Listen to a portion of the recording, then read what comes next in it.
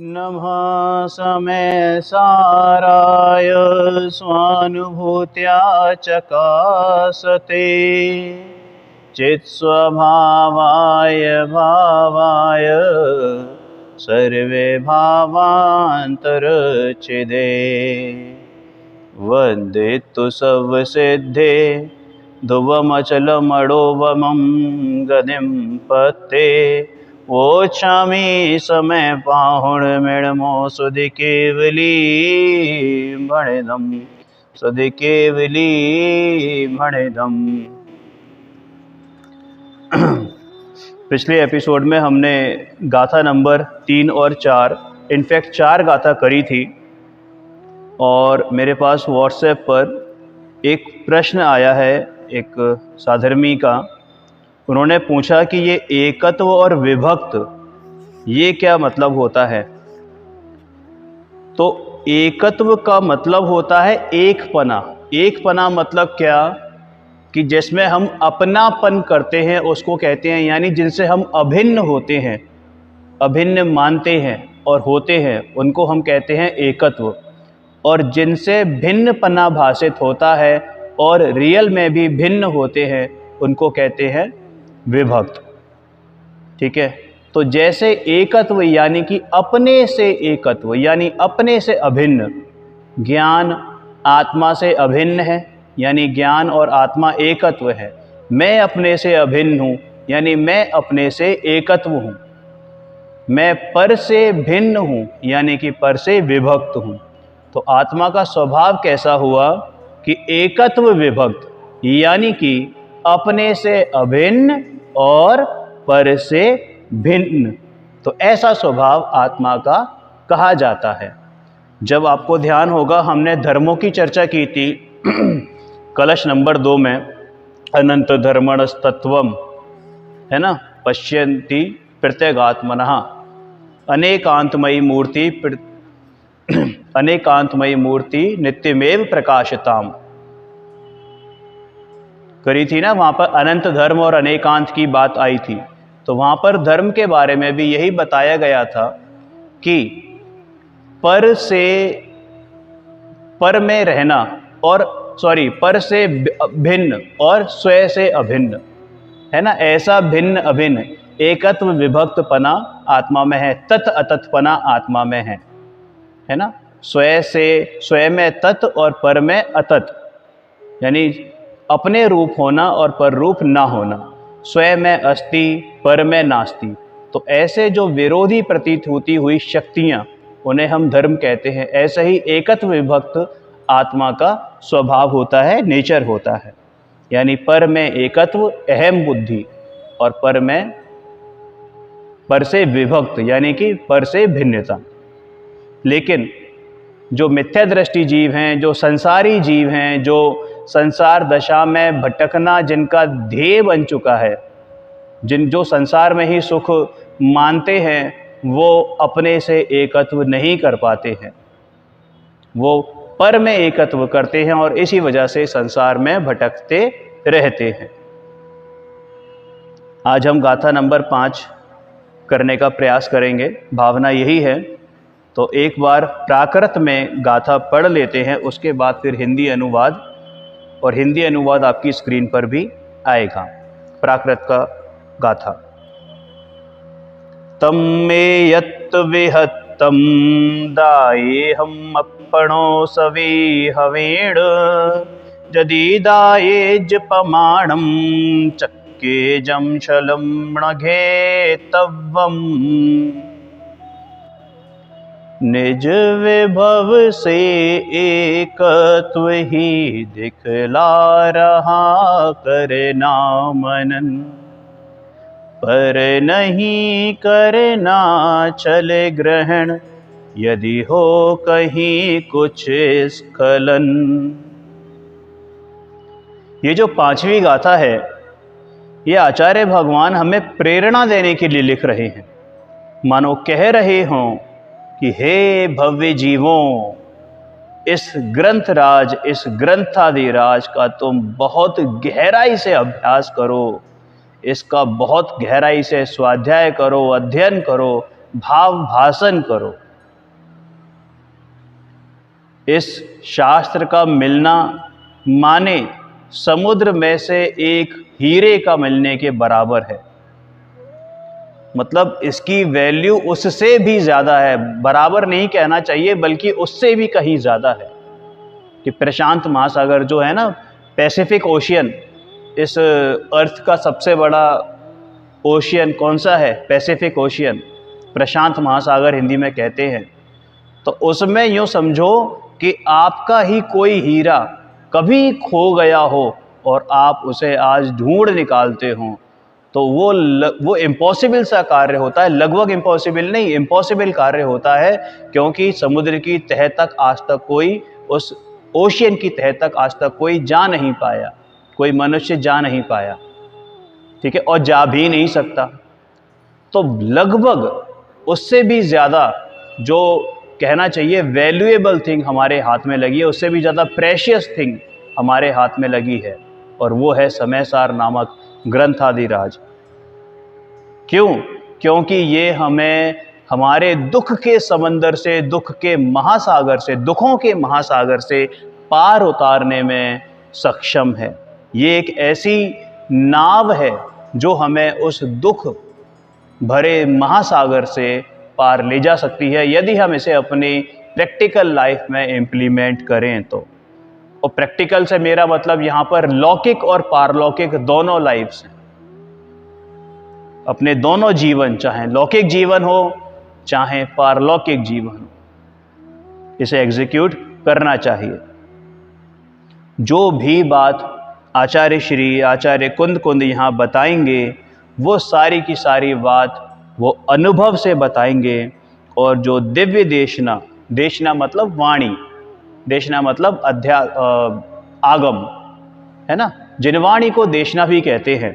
तो जो दिव्य देशना उन्होंने अपने गुरुओं के माध्यम से प्राप्त की है, उसके माध्यम से ही आचार्य कुंद हमें यहाँ हमारा निज वैभव दिखाएंगे। क्या दिखाएंगे? आत्मा दिखाएंगे। आत्मा में क्या है कि मेरा वैभव है, और वो वैभव कैसे दिखाएंगे कि अपने ही वैभव से दिखाएंगे, यानी अपने अनुभव से दिखाएंगे। यहाँ पर से भिन्न यानी कि विभक्त, जो अभी हमने क्लास की शुरुआत में ही इसको क्लैरिफाई किया था कि पर से भिन्न यानी पर से विभक्त, और स्वयं से अभिन्न यानी कि स्वयं में एकत्व, यानी पर से विभक्त और स्वयं से एकत्व, ऐसे भगवान आत्मा को यहाँ पर बताया जा रहा है, दिखाया जा रहा है। यहाँ पर आत्मा को दिखाना मतलब, अब कोई कहे कि आत्मा तो अरूपी होती है, तो वो कैसे दिखा सकते हैं? तो ऐसे दिखा सकते हैं कि इसका मतलब ये है कि यहाँ पर उस भगवान आत्मा की महिमा बताई जा रही है कि वो कैसी महिमा है। यहाँ बेसिकली हमें समझना चाहिए कि आत्मानुभव की विधि बताई जा रही है। समझ में आ रही बात?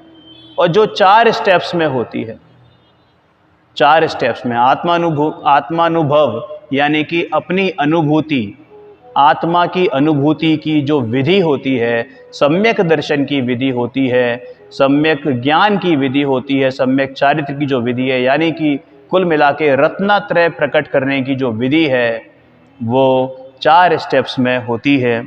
पहली होती है आगम का सेवन। आगम का सेवन यानी कि क्या? कि शास्त्राभ्यास करना, स्वाध्याय करना, प्रवचन आदि सुनना। दूसरी होती है युक्ति का अवलंबन। अब आपने जो शास्त्र का अभ्यास करा, ऐसा नहीं कि अंधभक्त होकर हम कोई भी बात किसी भी शास्त्र की मान लें। हमें उस शास्त्र की प्रामाणिकता, शास्त्राकार की प्रामाणिकता और वहाँ जो शब्द लिखे गए हैं उनके भावार्थ को युक्ति पर भी मतलब कसौटी पर कसकर उसे समझना है, लॉजिक से समझना है। क्या समझना है? लॉजिक से समझना है। युक्ति का अवलंबन, ये सेकंड स्टेप है, यानी कि लॉजिक से समझना, कसौटी पर कसकर समझना।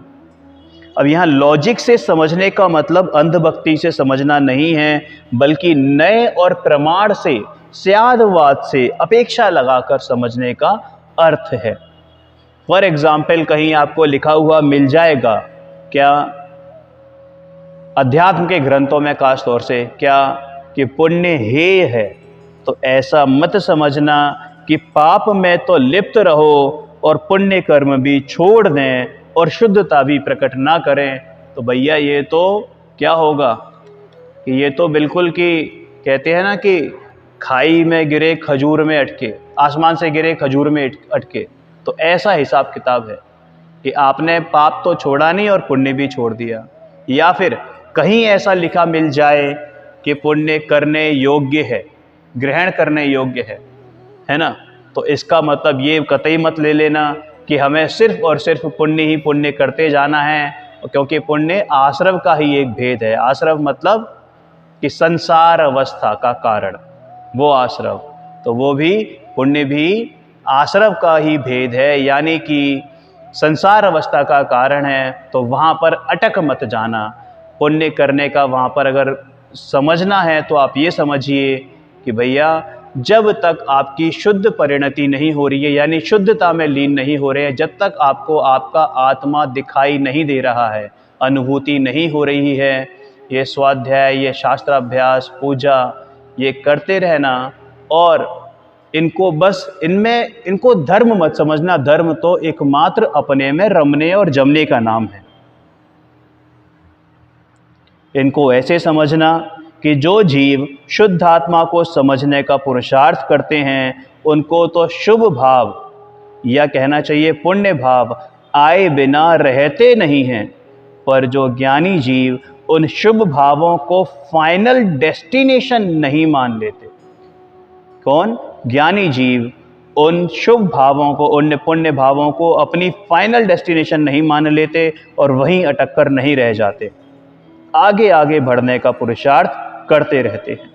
तो उस अपेक्षा को जो शब्द आगम में बताया जाता है, मतलब अपेक्षा वाला जो शब्द है, उसका नाम दिया जाता है स्यादवाद।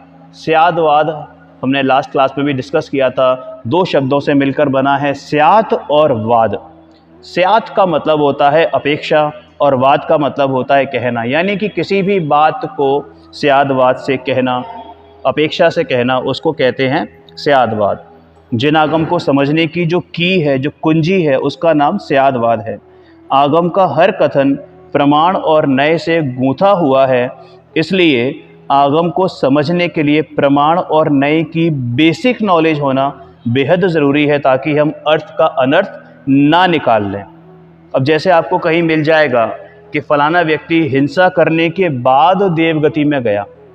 अब हिंसा करने के बाद देवगति में गया का मतलब ये नहीं कि ये सेंटेंस हमें हिंसा करने की इंस्पिरेशन दे रहा हो, कि हिंसा करने की प्रेरणा दे रहा हो। समझ में आया ना? ये हिंसा ना तो धर्म का कारण है और ना ही देवगति का कारण है। लेकिन बात यहाँ पर किस अपेक्षा से कही गई है वो समझना बेहद ज़रूरी है।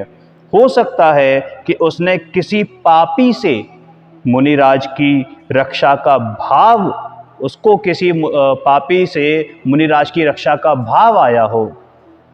समझ में आ गई ना बात? और उस कारण उसने उस पापी के साथ युद्ध किया हो और उस युद्ध में हिंसा हुई, उसके हाथों से वो पापी मारा गया हो।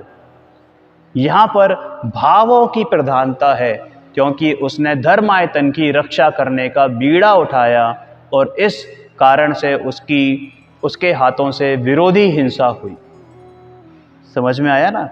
तो वो हिंसा के कारण देवगति में नहीं गया, बल्कि अपने भावों के कारण देवगति में गया। और ऐसे बहुत से प्रकरण, ऐसे बहुत से इंसिडेंट्स आपको जिनवाणी में मिलेंगे, जिनको हमें नए और प्रमाण से समझना चाहिए। छल ग्रहण नहीं करना चाहिए, उल्टा नहीं समझना चाहिए, अर्थ का अनर्थ नहीं निकालना चाहिए। तीसरा जो स्टेप है, परंपरा से, यानी कि साक्षात केवली की वाणी या फिर साक्षात वीतरागी गुरुओं के उपदेश से समझना। अब ये जो हमारे पास शास्त्र हैं, उपलब्ध हैं, समय सारजी हैं, नियम सारजी हैं, यानी पंच परमागम हैं, जिनवाणी हैं, है ना, जो कुंद कुंद आचार्य आमनाओं द्वारा रचित हैं, उनकी परंपरा के जो आचार्य हैं, उनके द्वारा जो लिखित जिनवाणी है, रचित जिनवाणी हैं, वे भी देशना में आते हैं, है ना, तो उनके उपदेश को सुनना।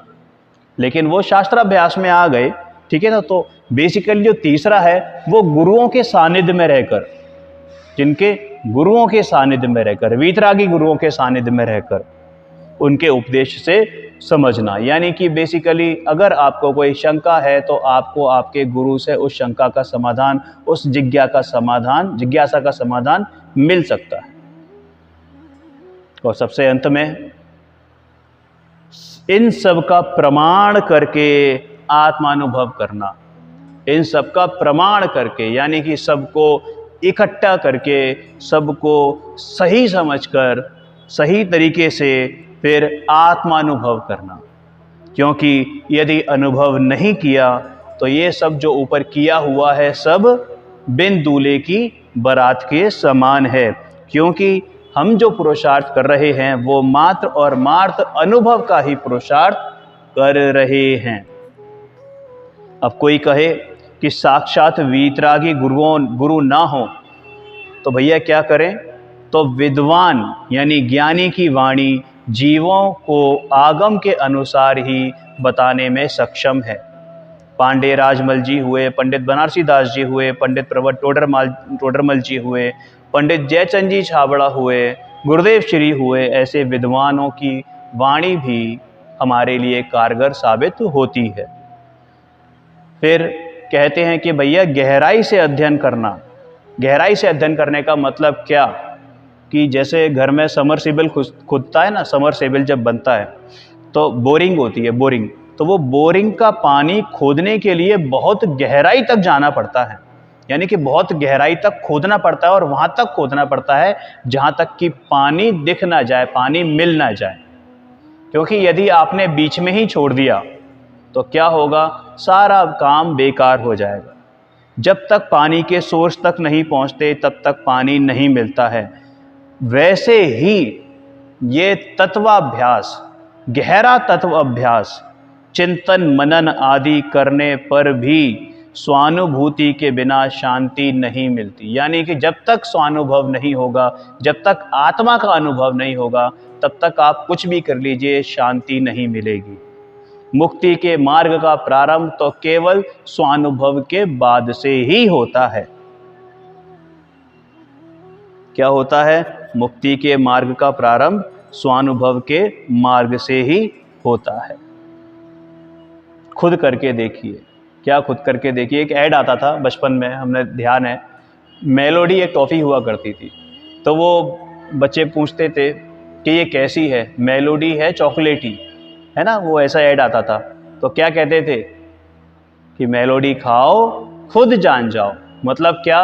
कि जो भी अगर आपको शंका है तो भैया अपने अनुभव से देखो। किससे? अनुभव से। अनुभव का मतलब यहाँ पे एक्सपीरियंस नहीं, अनुभव का मतलब अपने अंतर में, अपने अंतर में आत्मा कैसा है आप अनुभव करो, मालूम पड़ जाएगा कैसा है। ज्ञान कैसा होता है, केवल ज्ञान कैसा होता है, सम्यक दर्शन कैसा होता है, सम्यक ज्ञान कैसा होता है, अरे अनुभव करो भैया, सब पता चल जाएगा। जो बेस्ट थिंग होती है वो सेल्फ एक्सपीरियंस होता है। तो अपना अनुभव करके देखो, किसमें? आत्मा का अनुभव करो, तो आत्मा कैसा है पता चल जाएगा। सुख कैसा होता है, वास्तविक सुख, यथार्थ सुख, अनुभव करो, पता चल जाएगा। अब जो सबसे इंपॉर्टेंट बात इस गाथा में आई है वो क्या?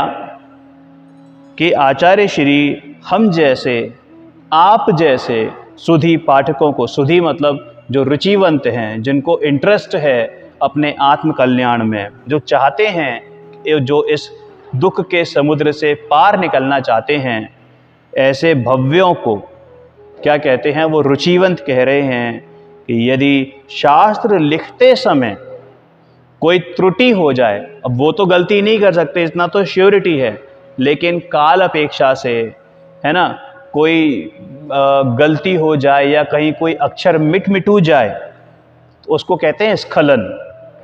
तो कोई गलती ऐसी हो जाए कि कोई मात्रा की गलती हो जाए तो भैया छल ग्रहण मत करना, उसको आगम प्रमाण से समझना। यानी कि उसको आप आगम पढ़ना और उसको समझना कि वहाँ पर क्या शब्द सही आना चाहिए था। अब इसको एक एग्जाम्पल से समझ सकते हैं कि कैसे प्रमाण करना। एक बहुत जनरल उदाहरण है, एक पंक्चुएशन का बहुत इंपॉर्टेंट रोल होता है हमारी लाइफ में, पंक्चुएशन का। अब होता क्या है जैसे कई जगह सोमवार को मार्केट बंद रहता है, कई जगह संडे को मार्केट बंद रहता है, कई जगह वेडनेसडे को रहता है, कहीं ट्यूसडे को रहता है। तो एक जगह बोर्ड लिखा था, उस पर क्या लिखा था कि आज बाजार बंदर खा गया। क्या लिखा था? आज बाजार बंदर खा गया। अब इसमें गलती क्या थी? इसकी जगह क्या होना चाहिए था? इसकी जगह कोई अगर इंटेलिजेंट आदमी हो, और सभी इंटेलिजेंट हैं, अपने आप से सब अर्थ निकाल लेंगे कि ये गलत लिखा गया है। यहाँ पे लिखा होना चाहिए था कि आज बाजार बंद रखा गया। गलती सिर्फ इतनी हुई कि वो बंद और रखे के बीच में जो एक डंडी ऊपर आनी थी वो लंबी खिंच गई और रात तक पहुंच गई, और ऐसा रहा था कि आज बाजार बंदर खा गया, जबकि होना था कि आज बाजार बंद रखा गया। तो जैसे वहाँ पर हमने छल ग्रहण नहीं किया, तो वैसे ही यहाँ पर भी हम अर्थ का अनर्थ ना कर दें, वरना जैसे बाजार को बंदर खा गया, वैसे ही आगम का गलत अर्थ निकालकर, किसी बात का गलत अर्थ निकालकर हम अपने लिए कहीं मोक्ष मार्ग की बजाय उल्टा मार्ग तो नहीं चुन लें, यानी कि छल ग्रहण ना करें। समझ में आया? तो बस 5वीं गाथा में इतना ही बताया गया है, और आगे शास्त्र पढ़ने की भी प्रेरणा दी गई है। बाकी अगली सीरीज़ में अगली एपिसोड में हम लोग गाथा नंबर 6 करेंगे, और जो इस जैन दर्शन की, इस समय सार की, वस्तु व्यवस्था की सबसे इम्पोर्टेंट गाथा है। सबसे one of the most important नहीं कहते हैं इसको, बल्कि कहते हैं कि सबसे इम्पोर्टेंट गाथा है, जिसको हम अगले सीरीज़ में, अगले एपिसोड में इसको कंप्लीट करने का प्रयास करेंगे। तब तक के लिए जय जिनेंद्र।